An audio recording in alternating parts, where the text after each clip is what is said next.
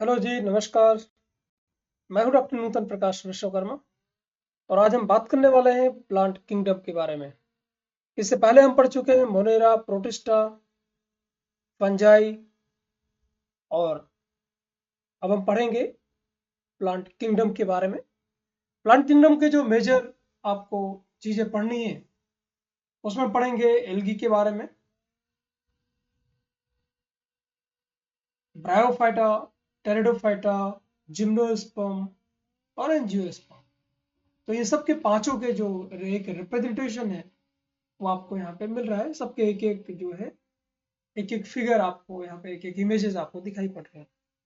तो plant kingdom को आज हम इस वीडियो में देखेंगे। प्लांट किंगडम के बेसिक कैरेक्टरिस्टिक्स क्या है और प्लांट किंगडम को हम कैसे क्लासिफाई करते हैं, और फिर हम उसके बाद एक एक करके सारे के सारे जो क्लासेस हैं, सारे के सारे जो डिविजन्स हैं, उनको हम पढ़ेंगे।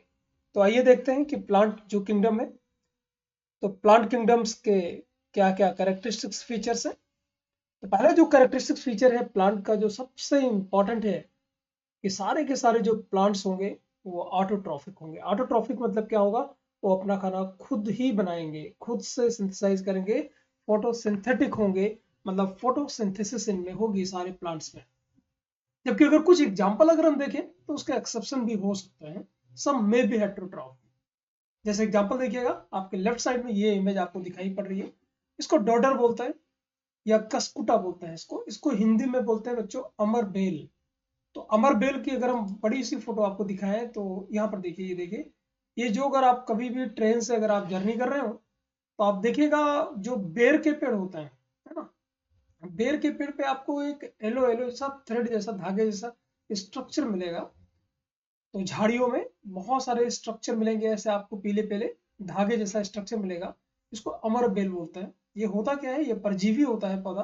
तो इसमें कोई पत्ती वत्ती होती नहीं है, सिर्फ थ्रेड जैसा होता है। इसके अंदर एक एक ऑर्गन होता है, उसको हॉस्टोरिया बोलते हैं। वो क्या करता है, वो जो जिस पेड़ पे परजीवी होता है उस पे क्या करता है, हॉस्टोरिया के थ्रू वो घुसा देता है उसके प्लांट में, और वहां से न्यूट्रिशन को सक करता रहता है। तो ये एक हेट्रोट्रॉफ की तरह व्यवहार करता है, पैरासिटिक प्लांट है ये।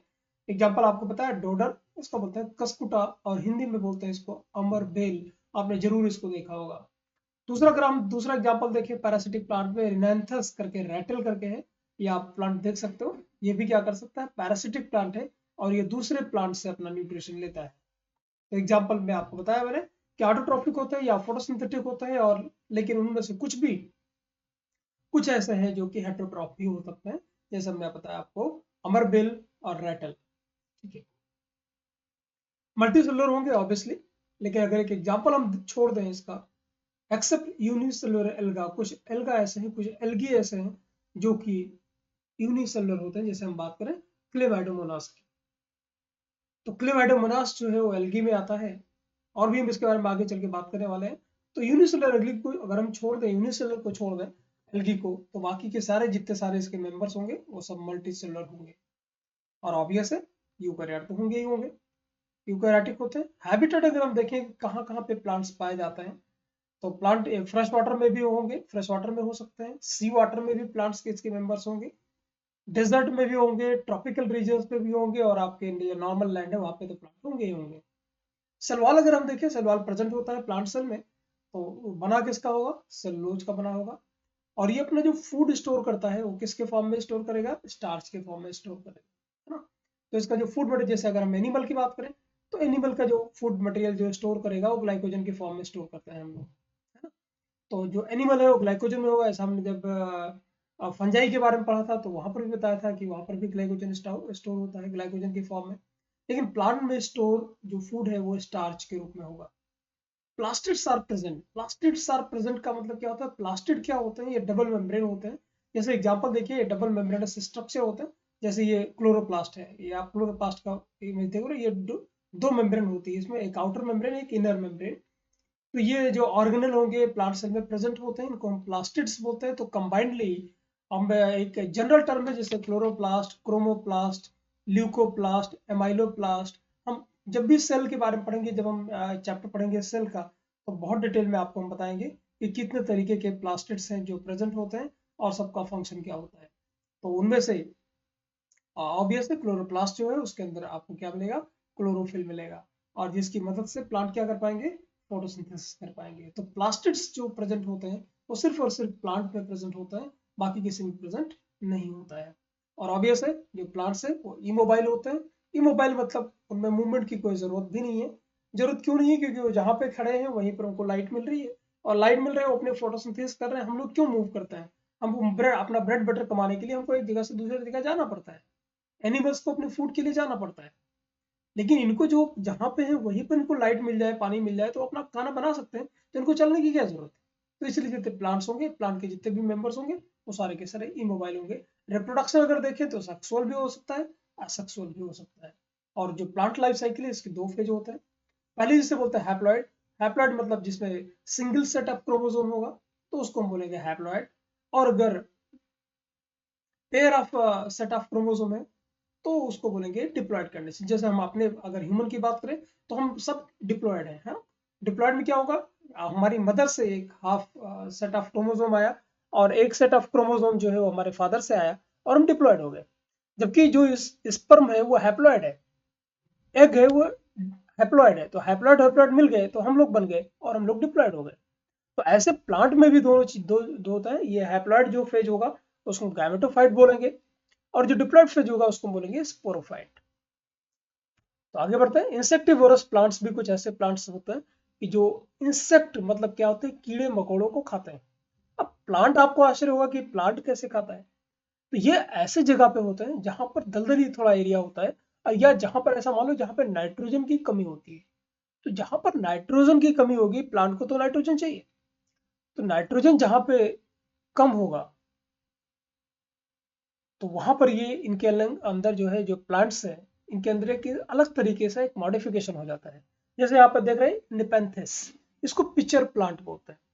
तो जो पिचर प्लांट है, आप यूट्यूब पे वीडियो डाल के देखिएगा, बहुत सारे वीडियोस अवेलेबल है।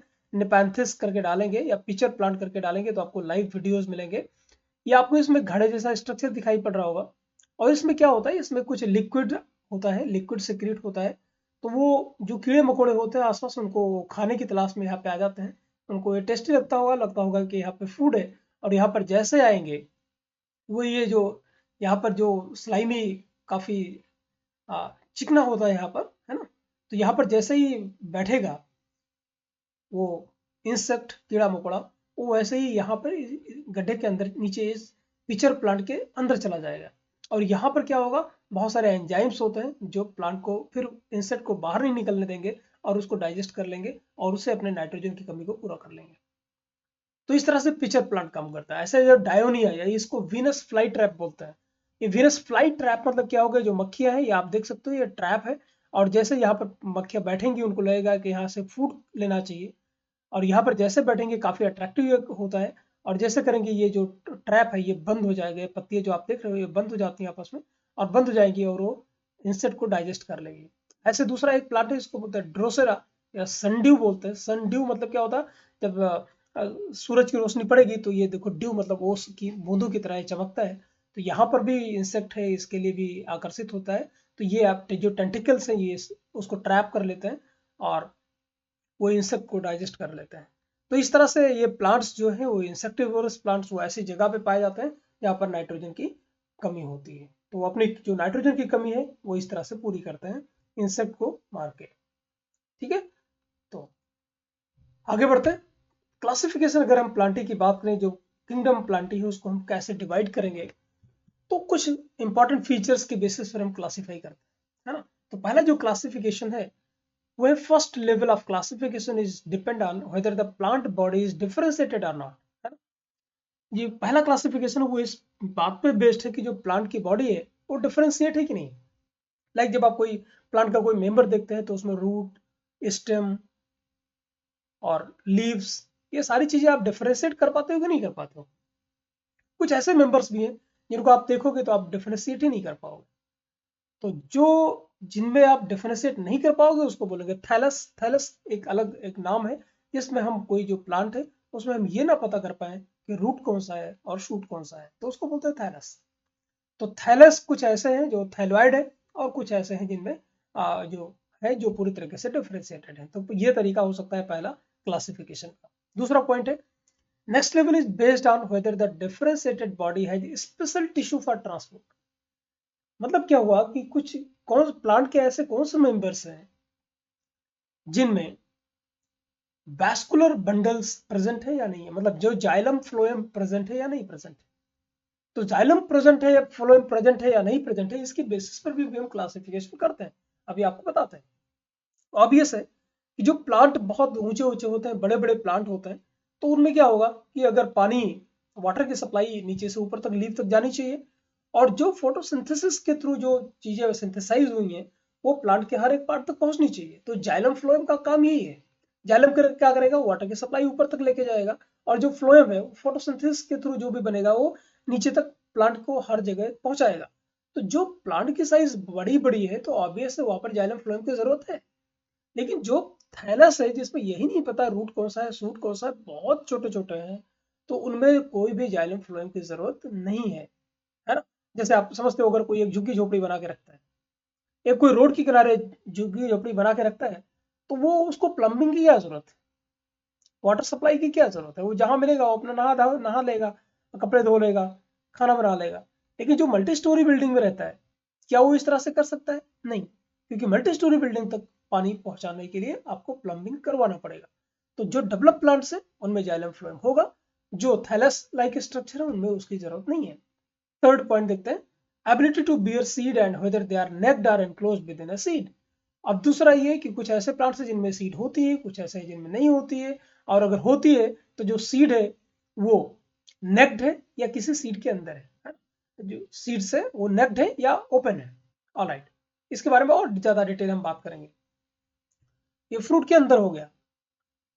तो इस तरह से अगर हम देखें, जो पहला आपको कैटेगरी बताई थी कि जो प्लांटी है, तो प्लांट को हम बेसिकली दो पार्ट में बांट सकते हैं। देखिएगा पहला कौन सा है, नॉन वेस्कुलर, जिसमें जाइलम और फ्लोएम की जरूरत नहीं होती, नहीं प्रेजेंट होता है, तो उनको बोलेंगे नॉन वेस्कुलर। वो हो गया ब्रायोफाइट्स। तो ब्रायोफाइटा या ब्रायोफाइट्स जितने हैं उनके अंदर क्या होगा, जाइलम फ्लोएम प्रेजेंट नहीं होगा। जबकि जो वैस्कुलर है जिनमें जाइलम फ्लोएम चाहिए, तो वो दो तरीके के हो सकते हैं कि इसी मैंने आपको बताया था कि या तो सीड प्रेजेंट होगा या तो सीड प्रेजेंट नहीं होगा। तो जितने भी प्लांट्स हैं जिनके अंदर सीड होता ही नहीं है वो आ जाएंगे आपके टेरिडोफाइट्स में। और जिनके अंदर सीड होगा लेकिन वो एक्सपोज्ड ओव्यूल, मतलब सीड ऐसे नेक्ड होगा, तो उनको बोलोगे जिम्नोस्पर्म। और जिनमें सीड एनक्लोज्ड होता है, ओव्यूल एनक्लोज्ड होगा, वो आ जाएंगे आपके एंजियोस्पर्म में। एंजियोस्पर्म में जो आपके मॉडर्न प्लांट है वो आपके सारे के सारे किस में आ जाएंगे, एंजियोस्पर्म। जैसे आप मैंगो खाते हो तो मैंगो में सीड कहाँ होगा, फ्रूट के अंदर होगा, है ना। अगर ऐसे बात करें तो और डिटेल में हम बात करेंगे कि जब हम आगे पढ़ेंगे टेरिडोफाइटा और जिम्नोस्पर्म, तो हम और बहुत डिटेल में इसके बारे में बात करेंगे। और एंजियोस्पर्म भी दो तरीके के होते हैं, मोनोकोटिलेडन और डाइकोटिलेडन। अगर इसको और तरीके से हम देखें, जो क्लासिफिकेशन है, तो A.W. आइकलर ने इसको, जो प्लांट किंगडम था 1883 में, इन्होंने प्लांट किंगडम को दो सब किंगडम में डिवाइड किया। एक को बोल दिया क्रिप्टोगैमी और दूसरे को बोला फेंड्रोगैम। तो क्रिप्टोगैम और फेंड्रोगैम का मतलब होता है, क्रिप्टो का मतलब क्या होता है, क्रिप्टो का मतलब अगर आप देखें यहाँ पर, हम मैंने यहाँ पर कैटेगराइज करके रखा हुआ है। तो एक किंगडम है, इसके दो सब किंगडम है, पहला क्रिप्टोगैमी और फेंड्रोगैमी।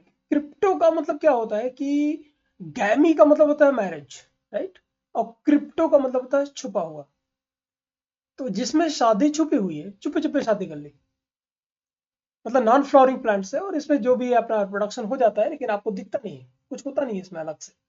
फेंड्रोगैम है मतलब शादी धूमधाम से हुई, मतलब इनके अंदर फ्लावरिंग प्लांट्स है, इन पे फ्लावरिंग आती है, इसमें नहीं आती। तो इसलिए बोलते हैं क्रिप्टोगैमी एंड फेंड्रोगैमी। तो नॉन फ्लावरिंग प्लांट को क्रिप्टोगैमी बोलते हैं और फ्लावरिंग प्लांट्स को कैसे बोलते हैं, फेंड्रोगैमी। तो एक किंगडम के अंदर बहुत सारे फाइलम होते हैं जब हम एनिमल की बात करते हैं, लेकिन जब हम प्लांट की बात करते हैं तो वहां पर डिवीजन होता है ना। तो जो डिवीजन अगर आप देखें तो किंगडम प्लांटी को कई सारे डिवीजन में डिवाइड किया गया है। तो डिवीजन में पहला आपका आता है जिसे बोलते हैं थैलोफाइटा। पहले हम इसको देख लेते हैं क्रिप्टोगैमी का। The cryptogams are flowerless and seedless plants. They are simple plant. जैसे इसमें कौन कौन से आएंगे, एल्गी आएगा, moss, fern, which do not produce flower, fruit and seed। और क्रिप्टोगैम्स जितने होंगे उनको हम किस में डिवाइड करते हैं, उनको लोअर प्लांट हम बोलते हैं। जबकि जो फेनेरोगैम होते हैं आर सीड बियरिंग प्लांट, मतलब इनमें सीड होगा। So they are also known as spermatophyte, उनको भी स्पर्मेटोफाइट भी बोलते हैं। और इनको हम क्या बोलते हैं, हायर प्लांट बोलते हैं। और इनमें क्या होगा, प्लांट बॉडी होगी, डिफरेंशिएट होगी, आप देख पाओगे रूट कौन सा है, शूट कौन सा है, स्टेम क्या है, लीफ क्या है, और बहुत वेल डेवलप उनके अंदर जाइलम और फ्लोएम होगा, वैस्कुलर सिस्टम होगा। तो देखिए क्रिप्टोगैम नॉन फ्लावरिंग प्लांट है, इनको हम लोअर प्लांट्स बोलते हैं, और फेंड्रोगैम में जितने आएंगे उनको हम हायर प्लांट्स बोलेंगे। तो लोअर प्लांट में जो किंगडम था प्लेंटी, उसमें सब किंगडम आए क्रिप्टोगैम एंड फेंड्रोगैम में। और उसमें जो डिविजन्स आपको बता रहा हूँ वो थैलोफाइटा, तो जो एल्गी है वो थैलोफाइटा में आता है, ब्रायोफाइटा, टेरिडोफाइटा, जिम्नोस्पर्म और एंजियोस्पर्म। अब थैलोफाइटा अगर हम एल्गी की बात करें तो टोटल 11 से भी ज़्यादा क्लासेस हैं, लेकिन मेनली आपके नीट के लेवल तक 3 आपको हम क्लासेस पढ़ाएंगे, क्लोरोफाइसी, फियोफाइसी और रोडोफाइसी, है ना। इनको ग्रीन एल्गा बोलेंगे, फियोफाइसी को हम बोलेंगे ब्राउन एल्गी, और रोडोफाइसा को बोलेंगे रेड एल्गी। और फिर हम ब्रायोफाइटा पढ़ेंगे जिसमें लिवरवर्ट और मॉस के बारे में पढ़ेंगे। टेरिडोफाइटा के अंदर में बहुत 4 क्लासेस पढ़ेंगे हम, साइलोप्सिडा, लाइकोप्सिडा, स्फिनोप्सिडा, टेरोप्सिडा। और जिम्नोस्पर्म में पढ़ेंगे कोनिफेरोप्सिडा, ग्रिटोप्सिडा, साइक्लोइडोप्सिडा, और एंजियोस्पर्म में हम पढ़ेंगे डाइकोटिलेडन एंड मोनोकोटिलेडन। तो ये हमारा टोटल प्लांट किंगडम का पूरी तरीके से क्लासिफिकेशन है जो आपको हमने बताया। अब नेक्स्ट वीडियो में हम मिलेंगे और हम स्टार्ट करेंगे पढ़ाना आपको थैलोफाइटा, मतलब एल्गी से हम स्टार्ट करेंगे, फिर ब्रायोफाइटा पढ़ेंगे, टेरिडोफाइटा पढ़ेंगे, जिम्नोस्पर्म पढ़ेंगे और एंजियोस्पर्म पढ़ेंगे। तो मिलते हैं जल्दी नए वीडियो में, नए ट्यूटोरियल में, जिससे हम बात करेंगे एल्गी के बारे में, जो कि होगा हमारा डिवीजन थैलोफाइटा। तब तक के लिए अपना ध्यान रखिए, मिलते हैं जल्दी नए वीडियो में। टिल देन टेक केयर, नमस्कार, जय हिंद।